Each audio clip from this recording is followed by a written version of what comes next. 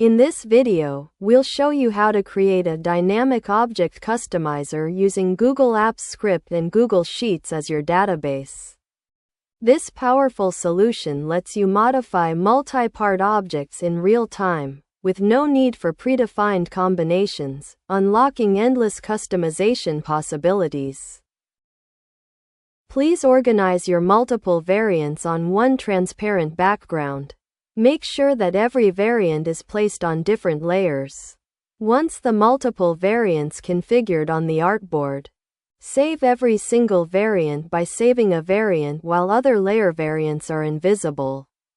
The aim of this is to make transparent.png format for every single variant, while maintain the same variant is placed in exact same position.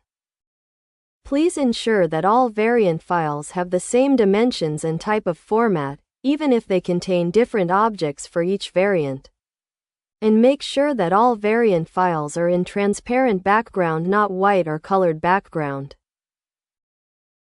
You can put all the variants in one folder to make you easy to access or edit the data. You may name the files so you can know each files without having a preview to recognize them. Please upload all the object photos with Pictures Uploader website. Then paste the URL of the images onto the table next the name of the color.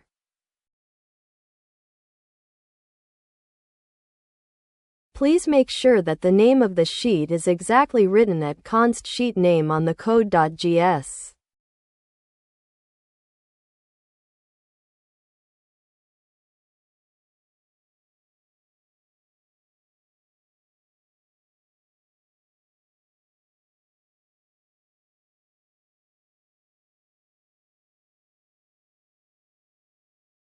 Make sure that the name of HTML on the Google script is written on the code.js.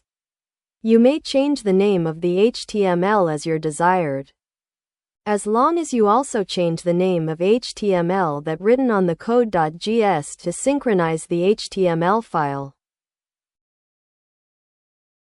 This loop processes clothing data from each row, where column 0 contains hat colors, column 1 has matching hat images, column 2 holds shirt colors, column 3 stores shirt images, column 4 provides stripe colors, column 5 gives stripe images, column 6 includes pant colors, column 7 contains pant images. The pattern is simple.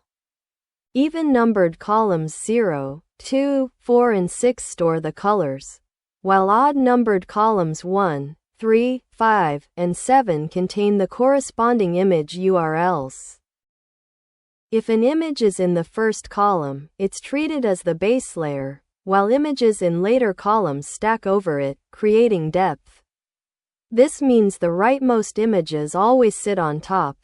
Just like adding final details over a dried background. Just think of layering images like painting on a canvas, the order matters. In this system, the further right an image is stored in the data columns, the higher it appears in the stack, just like how the last brushstrokes stay on top of a painting.